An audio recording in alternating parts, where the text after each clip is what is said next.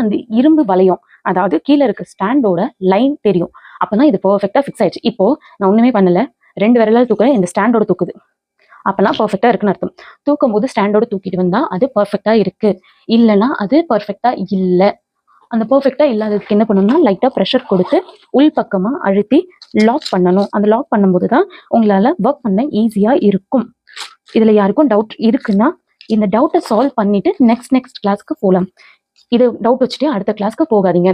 ஏன்னா frame fixing வந்து ஒரு டைம் சொல்லிட்டோம்னா நெக்ஸ்ட் டைம் உங்களுக்கே தெரிஞ்சிடும். ஸோ இது அடிப்படை தேவை.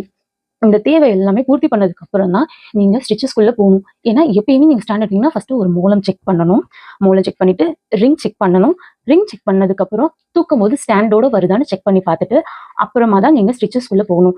இப்படி பண்ண போகதான் உங்களுக்கு வந்து கரெக்டான ஃப்ரேம் வந்து கரெக்டான ஸ்டாண்ட்ல ஃபிக்ஸ் ஆன ஒரு கிரிப்னஸும் இருக்கும். அண்ட் அதை வந்து எப்படி ஹேண்டில் பண்ணணும், நீங்க ஸ்டிச்சஸை மட்டும்தான் ஹேண்டில் பண்ணணும், ஃப்ரேமையும் ஸ்டாண்டையும் சேர்த்து ஹேண்டில் பண்ணக்கூடாது. அதுக்கு இது தேவை, முதல் தேவை, அடிப்படை தேவை. ஸோ அதை ஃபர்ஸ்ட் ஃபுல்ஃபில் பண்ணிடணும். அது ஃபுல்ஃபில் பண்ணதுக்கு அப்புறம் ஒரு ஸ்கேல், ஒரு பென் ஆர் பென்சில் எடுத்துக்கோங்க. நான் இதுல பண்றது இப்போ பண்ண வேண்டாம், நான் உங்களுக்கு எக்ஸ்பிளைன் பண்றேன். நம்ம வந்து ஸ்டிச்சஸ் போடுறதுக்கு முன்னாடி ஒரு எக்ஸ்பிளனேஷன் கிளாஸ் மாதிரி பார்க்கலாம். ஸோ இப்போ வந்து என்கிட்ட வந்து ஒரு புக் இருக்கு. இதுதான் என்னோட புக்.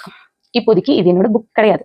இது வந்து ஒரு ஆரி ஒர்க் ஸ்டாண்ட் அண்ட் ஃப்ரேம் வரைஞ்சிக்கலாமா?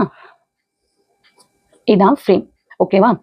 நான் உங்களுக்கு ஸ்டிச்சஸ் எப்படி போடணும்னு சொல்லல, இந்த துணி எப்படி நமக்கு இருக்கு, இந்த துணி எப்படி இருக்கிறதுனால நம்ம எப்படி ஸ்டிச்சஸ் போடணும் அப்படின்றத நான் சொல்றேன்.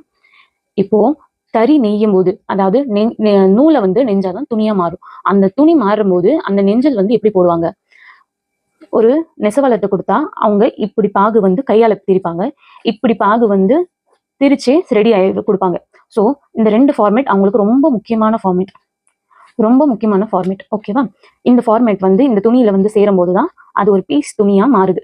இது வந்து துணி ஆர் கிளாத். ஓகேவா? இது வந்து ஸ்டாண்டிங் லைனாவும் ஸ்லிப்பிங் லைனாவும் போனாதான் அது கிளாத்தா மாறும். என்ன மாதிரி கிளாத்தா இருந்தாலும் அது ஒரு கிளாத் ஆக போகுதுன்னா அதோட அடிப்படையே ஃபர்ஸ்ட் இந்த மாதிரி 2 வேவிங் இருக்கணும். இது வேவிங்னு சொல்லுவாங்க, நெஞ்சல் சொல்லுவாங்க, நேர் நெஞ்சல், படிமான நெஞ்சல், அந்த மாதிரி சொல்லுவாங்க. ஸோ உங்களுக்கு புரிஞ்சுக்கணும்னாக்கா இது ஒரு தையல், இது ஒரு தையல், அவ்வளவுதான். இப்போ உங்ககிட்ட ஒரு ரிங் இருக்கு, ரிங்ல மூலம் ஃபிக்ஸ் பண்ணிருக்கீங்க, அதாவது கிளாத்தை ஃபிக்ஸ் பண்ணிருக்கீங்க. அந்த கிளாத் ஃபிக்ஸ் பண்றதுக்கு கிளாத் வந்து கிளாத்தா இருக்கிறதுக்கு முன்னாடி ஒரு நூலா இருந்திருக்கு. இந்த படிமான நூலும் ஒரு செங்குத்தான நூலும், இந்த 2 நூலும் சேரும் போது ஒரு துணியா மாறுது. பர்ஃபெக்ட். ஓகேவா? இது வந்து நெருக, அதாவது இதோட